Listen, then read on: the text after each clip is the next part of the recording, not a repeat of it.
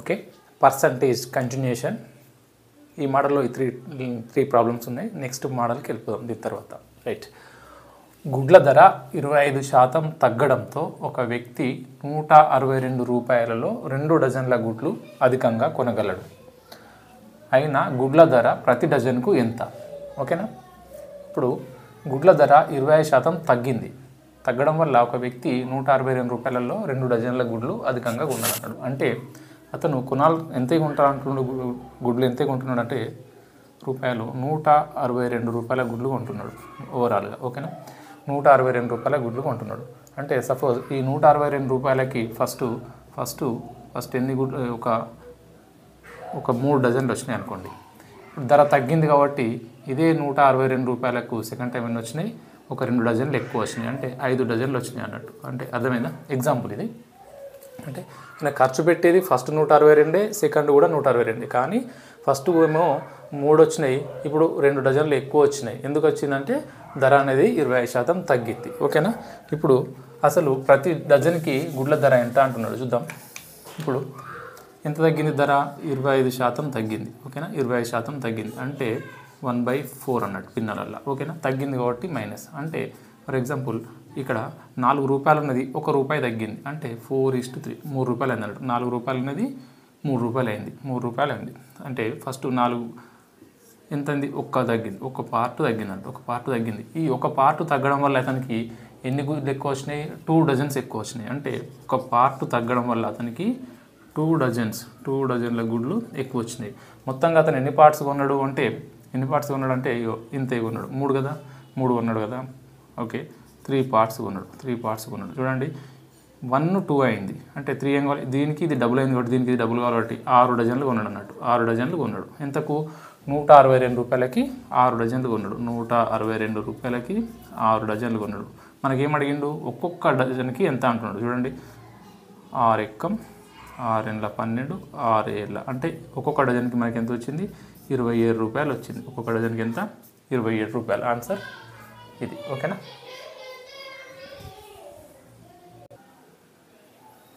Next, Apple ధర తగ్గడంతో ఒక వ్యక్తి 3 యాపిళ్లను 1.25 రూపాయలకు బదులుగా 1 రూపాయికే కొంటున్నాడు. ఆయన ధర ఎంత శాతం తగ్గింది? అంటే ఒక వ్యక్తి ఎన్ని యాపిళ్లను కొంటున్నాడు? మొత్తం మీద 3 యాపిల్స్ కొంటున్నాడు. 3 యాపిల్స్ కొంటున్నాడు. ఎంత ఫస్ట్ కొన్నప్పుడు ఎంతకు వచ్చింది? ఆయనకి 1.25 రూపీస్కి వచ్చింది. ఇప్పుడు ధర తగ్గింది కాబట్టి ఎంతకు వస్తుంది? 1 రూపాయికే వస్తుంది.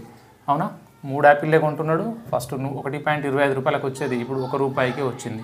అంటే ధర ఎంత తగ్గినట్టు?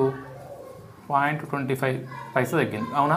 ఇప్పుడు ఇక్కడ పాయింట్లో ఉంది, ఇక్కడ పాయింట్లు లేదు కాబట్టి దీన్ని పాయింట్లోకి మార్చుకుందాం. దీన్ని సేమ్ ఇప్పుడు ఫస్ట్ 1.25 ఉండే, ఈ పాయింట్ ఎగర కొట్టేసిన 1.25. ఓకేనా, ఇది ఎంత? 1 కాబట్టి 1.25 అన్నా, ఇక్కడ 1.00 అన్నా సేమ్. ఓకేనా, సేమ్ కదా. ఇప్పుడు చూడండి ఎంత వచ్చినాయి, ఇవి 3 డిజిట్స్ అయింది, ఇది 3 డిజిట్స్ అయింది. కాబట్టి దీన్ని 125 అనుకోండి, దీన్ని 100 అనుకోండి. అనుకున్నారా?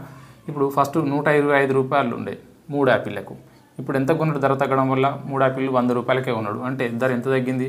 25 రూపాయలు తగ్గింది. అవునా, 25 రూపాయలు తగ్గింది. ఇది 25 ఎంత శాతం అంటుండే? ఎంత శాతం ఎంత తగ్గింది? 25 తగ్గింది. ఎక్కడి నుంచి తగ్గిందంటే 125 నుంచి తగ్గింది. 125 నుంచి తగ్గింది.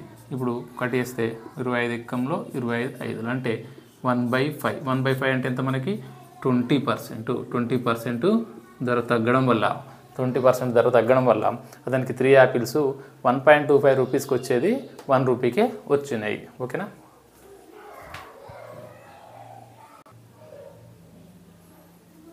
నెక్స్ట్, మ్యాంగో ధర తగ్గడంతో ఒక వ్యక్తి 6.4 రూపాయలకు 3 మ్యాంగోస్ కొనగలడు. దానికి బదులుగా ధర తగ్గింది కాబట్టి 5.6 రూపాయలకి 4 మ్యాంగోస్ కొంటున్నాడు. అయినా ధర ఎంత శాతం తగ్గింది? ఇప్పుడు ఏమైంది? ఫస్ట్ 6.4 రూపాయలకి ఎన్ని కొంటున్నాడు చూడండి. 6.4 రూపాయలకి ఎన్ని మ్యాంగోస్ కొంటున్నాడు? మనకి 3 మ్యాంగోస్ కొంటున్నాడు. ఇక్కడ 5.6 రూపాయలకి ధర తగ్గడంతో 4 మ్యాంగోస్ కొంటున్నాడు. దీన్ని పర్సంటేజెస్లో వేద్దామంటే ఇక్కడ ప్రైస్, ఇక్కడ ధర ఈక్వల్గా లేదు అండ్ ఇక్కడ మ్యాంగోస్ కూడా ఈక్వల్గా లేవు. కాబట్టి దేన్నో ఒకదాన్ని మనం ఈక్వల్ చేసుకోవాలి. సో ఇప్పుడు ఇక నేను ఏమనుకుంటున్నా, ఇది మ్యాంగోస్ కదా, ఇది మ్యాంగోస్, ఇదేంటి కాస్ట్. ఓకేనా, కాస్ట్. ఇప్పుడు నేను మ్యాంగోస్ని ఈక్వల్ చేస్తున్నా. ఇక్కడ 3 ఉన్నాయి, ఇక్కడ 4 ఉన్నాయి. కాబట్టి దీన్ని 4తో ఇంటూ చేస్తున్నా, దీన్ని 3తో ఇంటూ చేస్తున్నా. ఎప్పుడైతే మ్యాంగోస్ను ఇంటూ చేసినామో ఇక్కడ ఇటు కూడా ఇంటూ చేయండి. దీన్ని 4తో చేయండి, ఇక్కడ 4తో చేసినాం కాబట్టి, దీన్ని ఇక్కడ 3తో చేసినాం కాబట్టి దీన్ని కూడా ఇక్కడ 3తో ఇంటూ చేయండి. ఇప్పుడు చూడండి ఏమైంది, 4 6ల 24, 4 4ల 16. అంటే ఇక్కడ చూడండి ఇంకొకటి, ఇక్కడ ఒక అంకె తర్వాత పాయింట్ ఉంది, ఇక్కడ ఒక అంకె తర్వాత పాయింట్ ఉంది కాబట్టి పాయింట్ని తీసేయండి, తీసేసినా కూడా నో ప్రాబ్లం. Okay right. ఇప్పుడు చూడండి 4 64ల ఎంత అయితే చూడండి, 4 6ల 24 అంటే 240, 4 4ల 16 అంటే 256. 256 ఎన్ని వచ్చినాయి, 12 వచ్చినాయి. 3 4ల 12 కాబట్టి ఇక్కడ చూడండి 3 5ల 15, 3 6ల 18.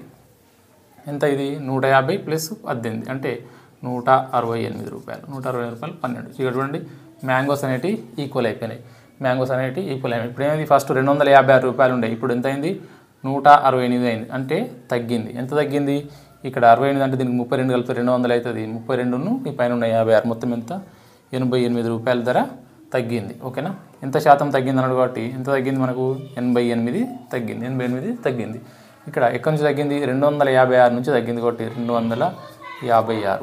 ఇప్పుడు దీనికి ఏదైనా టేబుల్లో పోతుంది చూడండి, ఏదైనా టేబుల్లో పోతుంది చూస్తే 8 ఎక్కంలో వద్దా, 8 11ల 88, 8 3ల 24, 8 2ల 16 అంటే 11/32. 11/32 అంటే దీన్ని మనము పర్సంటేజ్లో ఎంత శాతం అన్నాడు కదా, ఈ భిన్నాలలో వచ్చింది. దీన్ని శాతంలోకి మార్చాలంటే ఇంటూ 100 చేసుకోవాలి. ఇంటూ 100 చేసుకుంటే మనకి ఏమవుతుంది, ఇంటూ 100 చేసుకుంటే 1100 డివైడెడ్ బై 32. ఇది మనకు క్లియర్గా చేస్తే ఎంత వస్తుంది అంటే 34.375%. అంటే ధర ఎంత తగ్గిందట, 34.375% తగ్గింది. ఓకేనా, ఇప్పుడు ఇక్కడ ధర కానీ ఇక్కడ మ్యాంగోస్ క్వాంటిటీ కానీ ఈక్వల్ అయినప్పుడు ఇట్లా ఈక్వల్గా చేసుకోవాలి. ఓకేనా, ఇట్లా ఈక్వల్గా చేసుకోవాలి. దీన్ని కానీ ఈక్వల్గా చేసుకోవాలి. ఇది పాయింట్లో ఉంది కాబట్టి నేను దీన్ని ఈక్వల్గా చేసుకున్నాను. Okay right. చూడండి, ఆపిల్ ధర బనానా ధరకు రెట్టింపు. బనానా ధర జామ ధర కన్నా 25% తక్కువ. ఒకవేళ ప్రతి పండు ధర 10% పెరిగినచో 4 బనానాస్, 2 యాపిళ్ళు, 3 జామలను కొనడానికి ఎంత శాతం డబ్బు అధికంగా ఖర్చు చేయాలి? ఇక్కడ పండు ధర పెరిగింది కాబట్టి అధికంగా ఖర్చు చేయాలి. ఇప్పుడు చిన్న ఒక కాన్సెప్ట్ చూడండి. సపోజ్ 10 యాపిళ్ళు 100 రూపాయలు అనుకో, 10 యాపిళ్ళు 100 రూపాయలు. ఇప్పుడు 10 యాపిళ్ళు ధర పెరిగి ఏమైంది, 110 రూపాయలు అయింది అనుకో. ఎంత పెరిగింది, 10 రూపాయలు పెరిగింది. అంటే 10% పెరిగింది. కాబట్టి నేను ఇక్కడ ఎంత పెడుతున్నా, 10 రూపాయలే ఎక్కువ పెడుతున్నా. సేమ్ మళ్ళీ ఇదే 10 యాపిళ్ళు సపోజ్ 200 అనుకోండి.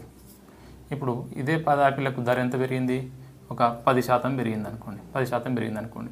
200లో 10% ఎంత, 200లో 10% ఎంత, 20 రూపాయలు. అవునా, 20 రూపాయలు. అవునా, ఇప్పుడు ధర ఎంత శాతం అయితే పెరుగుతుందో అంత శాతమే ఎక్కువ ఖర్చు చేసుకోవాలి. ఇప్పుడు 10% పెరిగింది కాబట్టి 10% డబ్బు ఎక్కువ, 20 రూపాయలు ఖర్చు పెట్టుకోండి. ఇక్కడ 10% పెరిగింది, 10% పెరిగింది కాబట్టి ఇక్కడ కూడా 10% ఎక్కువ డబ్బులు ఖర్చు చేసినాం. అంటే ధర ఎంత శాతం అయితే పెరుగుతుందో మనం అంత శాతం డబ్బులు అనేది ఎక్కువ ఖర్చు చేసుకోవాల్సి ఉంటుంది. సేమ్ ఐటెం కొనాలి. ఓకేనా, సేమ్ ఐటెం కొనాలి. సేమ్ అట్లనే ఇక్కడ చూడండి, ఇక్కడ ఏమంటున్నాడు, ధర 10% ఎక్కువ అయింది అంటున్నాడు. కాబట్టి ఖచ్చితంగా ఖర్చు కూడా 10% ఎక్కువ ఉంటుంది. కాబట్టి ఆన్సర్ డైరెక్ట్ ఇక్కడ 10.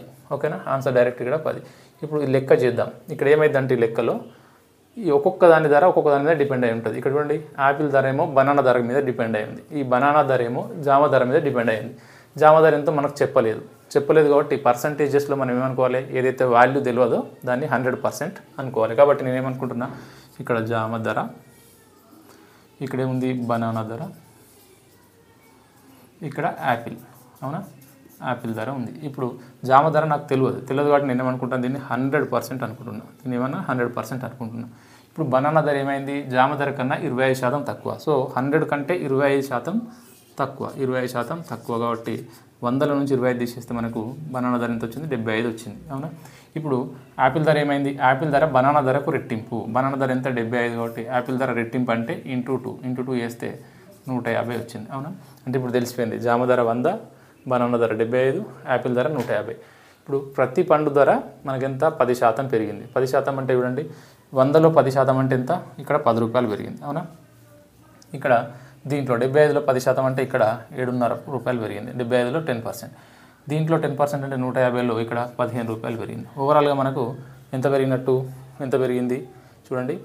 ఇప్పుడు ఇంత పెరిగింది. పెరిగిన తర్వాత ఎన్ని యాపిల్లు కొంటున్నట్టు చూడండి. ఇప్పుడు 4 బనానాలు, 2 యాపిల్లు, 3 జామలు, ఒక్కొక్క దానికి 10 రూపాయలు, ఒక్కొక్క జామకి 10 రూపాయలు. కాబట్టి ప్రతి జామకి ఎంత, ఒక్కొక్క దానికి 10 రూపాయలు పెరిగింది. అంటే ఎన్ని కొంటాడు, 3 కొంటాడు. ఓకేనా. ఇక్కడ ఒక్కొక్క బనానాకి 7.5 రూపాయలు పెరిగింది. కాబట్టి ఎన్ని బనానాలు కొంటున్నాడు, 4 బనానాలు కొంటున్నాడు. అవునా. ఇప్పుడు ఒక్కొక్క యాపిల్కి 15 రూపాయలు పెరిగింది. కాబట్టి ఎన్ని కొంటున్నాడు, 2 కొంటున్నాడు. ఇంటూ 2 ఓవరాల్గా ఎంత పెరిగింది, ఇక్కడ 30 పెరిగింది, ఇక్కడ 30 పెరిగింది, ఇక్కడ కూడా 30 పెరిగింది. మొత్తం ఎంత పెరిగింది, 30. మొత్తం ఓవరాల్గా 90 రూపాయలు ఎక్కువ పెరిగింది. 90 రూపాయలు ఎక్కువ పెరిగింది. 90 రూపాయలు ఎక్కువ పెరిగింది కదా. అసలు మొత్తం ఎన్ని అంటే ఇక్కడ చూడు, ఫస్ట్ ఎంత ఉంది, 30 రూపాయలు పెరిగింది. ఇక్కడ 130 కదా. 130 అంటే 4 బనానాలకి ఎంత, బనానాస్ 75, 4 × 75. ఇక్కడ ఎన్ని జామలు 3 కదా, 3 × ఫస్ట్ 100 ఉండే. ఇక్కడ యాపిల్స్ ఎన్ని, యాపిల్స్ 2 × 150. ఓకేనా. ఇక్కడ బనానాస్ ఎన్ని, 4 కదా, 4 × 75. అవును కదా. ఇదంతా 300, ఇదంతా 300, ఇదంతా 300. అంటే మొదట 300 మొదట ఎంత, 900 రూపాయలు ఉండే. 900 రూపాయలు ఉండే. ఇప్పుడు ఎంత పెరిగింది మనకి, ఇక్కడ 90 రూపాయలు పెరిగింది. 900లో 90 రూపాయలు పెరిగింది. అంటే ఏమవుతుంది, 90 రూపాయలు పెరిగింది. దేంట్లో 90లో 900లో పెరిగింది. కాబట్టి ఎంత పర్సెంట్ అంటే 0 క్యాన్సల్. 9/90 అంటే మనకి ఎంత, 10% పెరిగినట్టు. ఓకేనా. 10% పెరిగింది. డైరెక్ట్ చేసుకుంటే ఇది, లెక్క చేసుకుంటే ఇట్లా. అర్థమైంది కదా. ఓకేనా. ఒక్కొక్క దానికి 10 రూపాయలు పెరిగింది, 3టికి 30 రూపాయలు పెరిగింది. ఒక్కొక్క దానికి 7.5 పెరిగింది, 4టికి 30 రూపాయలు అయింది. ఒక్కొక్క దానికి 15 పెరిగింది, 2టికి 30 అయింది. మొత్తం ఓవరాల్గా 90 రూపాయలు పెరిగింది. ఇప్పుడు ఒక్కొక్క దానికి ఫస్ట్ 100 రూపాయలు ఉండే, 3 కొంటే 300 అయింది. ఒక్కొక్క దానికి 75 ఉండే, 4 కొంటే 300 అయింది. ఒక్కొక్క దానికి 150 ఉంటే 2 కొంటే 300 అయింది. మొత్తం ఎన్ని కొన్నాడు, 300 900 కొన్నాడు. అవునా. రేట్ ఎంత ఎక్కువ పెరిగింది, 10% అంటే 90 పెరిగింది. సో 900లో 90% 10%కి సమానం. అంటే ధర ఎంత పెరిగింది, ఎంత డబ్బుగా ఖర్చు పెడుతున్నాడు, 10%. ఎప్పుడైతే 10% పెరిగిందో మనం 10% ఎక్కువ ఖర్చు పెట్టుకోవాలి. Next model number 8 important. ఏ జీతంలో ఇంటి అద్దెకు 20% ఖర్చు పెడుతున్నాడు, 25% ఆహారం కోసం ఖర్చు పెడుతున్నాడు, ప్రయాణం కోసం 10% ఖర్చు పెడుతున్నాడు, చదువు కోసం 15%, ఇతర అవసరాలకు 18% ఖర్చు చేసిన, ఇంకా తన దగ్గర 4,800 రూపాయలు ఉన్నాయి. అయినా ఏ జీతం ఎంత. ఇక్కడ చూడండి, ఇవన్నీ పర్సంటేజ్లో ఇచ్చిండు. ఇది ఒక్కటి మాత్రమే మనకు ప్రైస్లో ఇచ్చిండు, అంటే రూపాయల్లో ఇచ్చిండు. కాబట్టి దీన్ని పర్సంటేజ్లోకి మార్చుకోవాలి, లేదంటే వాటిని రూపాయల్లోకి మార్చుకోవాలి. అంత అవసరం లేకుండా చూడండి, మనం లెక్క సొల్యూషన్ ఎక్స్ప్లెయిన్ చేస్తే 5-6 సెకండ్లలో అయిపోతుంది. ఇప్పుడు ఇంటి అద్దె తర్వాత రూమ్కి 25% ఖర్చు పెడుతున్నాడు. ఓకేనా. 20%. ఆ ఫుడ్ కోసం ఎంత ఖర్చు పెడుతున్నాడు, 25. ఓకేనా. ట్రావెల్స్ కోసం ఎంత, 10%. ఎడ్యుకేషన్ చదువు కోసం ఎంత, చదువు కోసం 15% ఖర్చు పెడుతున్నాడు. అదర్స్ ఇతరాలు ఎంత ఖర్చు పెడుతున్నాడు, 18% ఖర్చు పెడుతున్నాడు. ఇప్పుడు మనకు కావాల్సింది ఏంది, ఏ జీతం. ఇప్పుడు చూడండి, ఏ జీతం ఎంతో మనకు తెలియదు. కాబట్టి మనం తెలియని దాన్ని ఏమనుకుంటున్నాం, ఎప్పుడు కానీ 100% అనుకుంటున్నాం. అంటే ఏ జీతం 100% అనుకోండి. 100% వాల్యూ అనేది ఏ జీతం. ఇప్పుడు మొత్తం ఇతని ఖర్చులు ఇవి, ఈ 100%లో ఇతని ఖర్చులు ఇవి పర్సంటేజెస్లో ఖర్చులు ఈ లెక్కలో ఇచ్చినాయి మనకు. ఓకేనా. అసలు ఎంత ఖర్చు పెడుతున్నాడు మొత్తం చూద్దాండి. 20 + 25 అంటే 45, 45 + 10 55, 55 15 ఎంత, 60, 70, 18, 88. అంటే మొత్తము ఎంత, 88%. అతని జీతం ఎంత, 100%. అతను ఖర్చు చేసేది ఎంత, 88%. అంటే 100% సంపాదిస్తున్నాడు, 88% ఖర్చు పెడుతున్నాడు. ఇంకెంత శాతం మిగులుతుంది అతని దగ్గర, 12% మిగులుతుంది. పర్సంటేజ్లో 12% మిగులుతుంది. కానీ లెక్కలో మనకు రూపాయల్లో ఇచ్చిండు 4,800 అని. అంటే ఈ మిగిలే 12% అనేది ఎంతకు, 4,800కు సమానము. అంటే 12% మిగిలిందన్నా 4,800 మిగిలిందన్నా సేమ్. కాబట్టి 12% వాల్యూ 4,800 అయితే మనకు జీతం కావాలన్నా కాబట్టి 100% వాల్యూ కావాలి. కాబట్టి 100% వాల్యూ ఎంత. ఇప్పుడు చూడండి, 12,48 అయింది. అంటే ఇంటూ 4 అయింది. ఇక్కడ కూడా ఇంటూ 4 వేయండి. ఓకే, 12 అయింది కదా. దీన్ని ఇట్లా చేయండి, 100 / 12 ఇంటూ 4,800. ఓకేనా. ఇప్పుడు చూడండి 12 ఎక్కం 12 4 ఈ 2 సున్నాలు వేసుకుంటే ఇక్కడ ఓకేనా ఏమొచ్చింది 100 × 400 ఎంత వస్తుంది 40,000 వస్తుంది. ఏ జీతం ఎంత అన్నట్టు 40,000. చూడండి అతని ఖర్చులు ఇవి. మనం 100% జీతం అనుకున్నాం. 100% సంపాదిస్తే 88% ఖర్చు పెడుతున్నాడు. మిగిలింది 12% మనకు వచ్చింది శాతంలో. కానీ శాతాన్ని ఇవ్వకుండా ఇక్కడ రూపాయలలో ఇచ్చింది. అంటే 12%కి 4,800 అయితే 100%కి ఎంత ఓకేనా 100%కి ఎంత ఇట్లా వేసుకుంటే ఈ స్టెప్ వేసుకోవాలి. ఇట్లా కింద నుంచి ఎప్పుడు కానీ రివర్స్ వేసుకోవాలి స్టెప్. ఓకే రైట్ ఇది ఆన్సర్.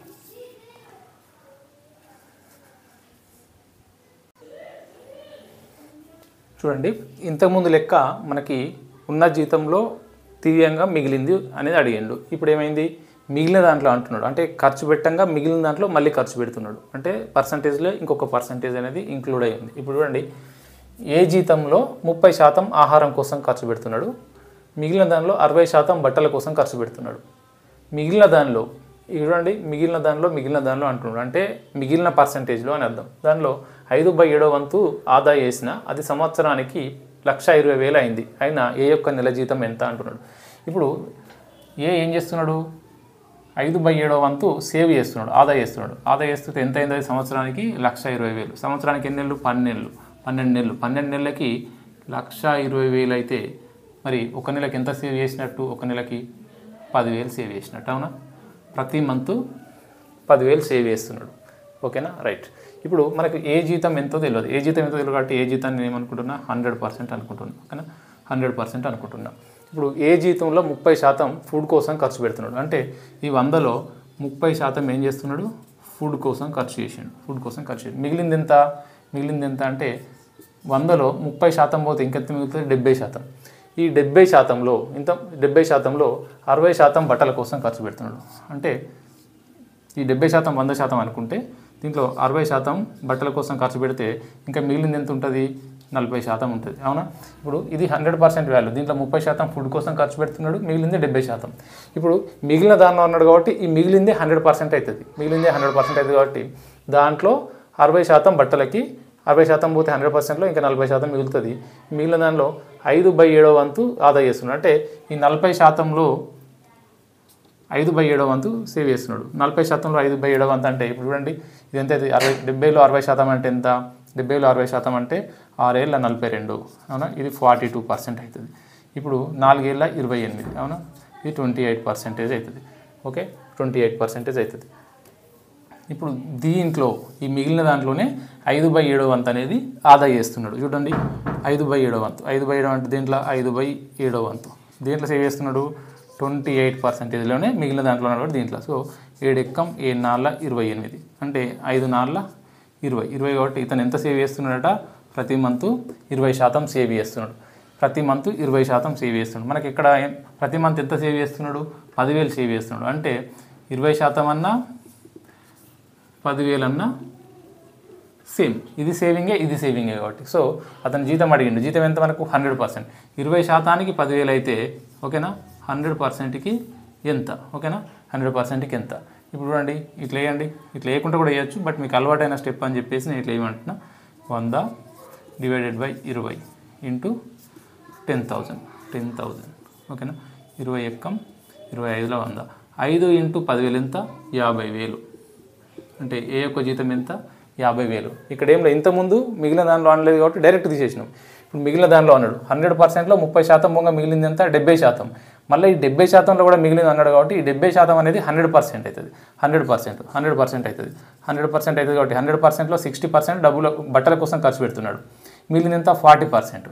ఈ 40%లో 5/7 వంతు ఆదా చేస్తున్నాడు ఓకేనా. ఇప్పుడు దీన్ని 42 ఎట్లా వచ్చిందంటే ఈ 70లో 60% అన్నట్టు 70లో 60%. ఇప్పుడు 100 అనే శాతానికి 70 అయితే 60% ఎంత చూడండి ఓకేనా 60 / 100 ఇంటూ 70 ఓకేనా 0 క్యాన్సల్ ఓకేనా 0 క్యాన్సల్ 6 ఏళ్ళ 42 ఓకేనా రైట్. ఇట్లా వేయకుండా నేను డైరెక్ట్ వేసిన ఓకేనా. ఈ 70లో 60% 42 ఓకేనా. ఈ 70లో 40% 28. అంటే ఇది ఖర్చు పెట్టిండు 60% బట్టల కోసం. మిగిలింది ఎంత 28%. 28%లో 5/7 వంతు సేవ్ చేస్తున్నాడు. ఈ 20లో 5/20% ఎంత? 20% వచ్చింది. ఇది సేవింగ్స్. శాతాల్లో సేవింగ్స్ 20%, డబ్బుల్లో అయితే 10,000. కాబట్టి 20%కి 10,000 అయితే 100%కి ఎంత అంటే 50,000 ఏ యొక్క జీతం. ఓకేనా? రైట్. ఇది చాలా ఇంపార్టెంట్ మాటలు. ఎందుకంటే ఇంతకుముందు అన్నీ కూడా పర్సంటేజెసే ఇచ్చిండు.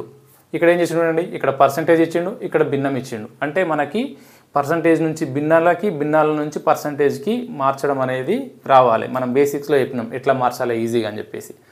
సో అది అందుకే అప్పుడు నేర్చుకుంటే ఇప్పుడు ఈజీ అయిపోతుంది. ఇప్పుడు చూడండి, ఏ జీతంలో ఆహారం కోసం 40%, మిగిలిన దానిలో, ఇదైతే ఇంపార్టెంట్ ఈ వర్డ్, మిగిలిన దానిలో 1/3 వంతు ప్రయాణం కోసం ఖర్చు పెట్టిండు. మళ్ళీ మిగిలిన దాంట్లో సగం డబ్బును అనగా 4,500ని ఆదా చేసిన ఏ యొక్క నెల జీతం ఎంత? ఇప్పుడు 40% ఏం చేసిండు? ఫుడ్ కోసం ఖర్చు పెట్టిండు. అవునా? 40% ఫుడ్ కోసం ఖర్చు పెట్టిండు. 40% అంటే ఎంత మనకి? 2/5. అవునా? అంటే 5 రూపాయల జీతంలో 2 రూపాయలు ఖర్చు పెట్టిండు అన్నట్టు. 5 రూపాయల జీతంలో 2 రూపాయలు ఖర్చు పెట్టిండు. ఇక్కడ చూడండి, 5 రూపాయల జీతంలో 2 రూపాయలు ఖర్చు పెడితే ఎంత మిగిలింది మనకి? 3 రూపాయలు మిగిలింది. అవునా? 3 రూపాయలు మిగిలింది. ఇప్పుడు మిగిలిన దానిలో అన్నాడు అంటే 3లో 1/3 వంతు ప్రయాణం కోసం ఖర్చు పెట్టిండు. అంటే ఈ 3లో 1 రూపాయి ఖర్చు పెట్టిండు. 3 రూపాయలలో ఏం చేసిండు? 1 రూపాయి ఖర్చు పెట్టిండు. ఇంకెంత మిగులుతుంది? 2 రూపీస్ మిగులుతుంది. 2 రూపీస్ మిగిలింది. అవునా? 2 రూపీస్ మిగిలింది. ఫస్ట్ 5 రూపీస్లో ఏం చేసిండు? 2 రూపీస్ ఖర్చు పెట్టిండు. అంటే ఇక్కడ 3 రూపీస్ మిగిలింది. అంటే 5లో 3 మిగిలింది, 3లో 2 మిగిలింది. మిగిలిన దానిలో అంటే దీంట్లో మిగిలిన దానిలో అంటే ఇక్కడ 2 మిగిలింది కదా, 2లో సగం డబ్బు, 2లో సగం ఎంత? 1 సేవ్ చేసిండు. అంటే ఇంకెంత మిగులుతుంది మనకి? ఇంత. అంటే 2లో 1 సేవ్ చేసిండు. అంటే అవునా? 2లో 1 సేవ్ చేసిండు. ఇప్పుడు చూడండి, ఇది చేస్తే నేను క్యాన్సిల్ అవుతాయా? 3 క్యాన్సల్, 2 క్యాన్సల్. అవునా? 5:1 అంటే అతను 5 రూపాయలు సంపాదిస్తే 1 రూపాయి సేవ్ చేస్తున్నాడు. 1 రూపాయి సేవ్ చేస్తున్నాడు అనుకో. అంటే ఇక్కడ చూడండి, 1 రూపాయి సేవ్ చేస్తున్నాడు. 1 రూపాయిలో సేవింగ్ ఎంత అంటున్నాడు? ఇక్కడ మనకి 4 అంటాడు. అంటే 1కి 4,500 అయితే సంపాదించేది ఎంత? 5 కదా. సో 5కి ఎంత అన్నట్టు? 5కి ఎంత? ఇక్కడ చూడండి, 5/1 ఇంటూ 4500 ఎంత అవుతుంది చూడండి. 5 4 20, 5 5 25. లేదంటే చూడండి, 5 0 0, 5 0 0, 5 5 25, 5 4 22, 22,500 నెల జీతం. ఓకేనా?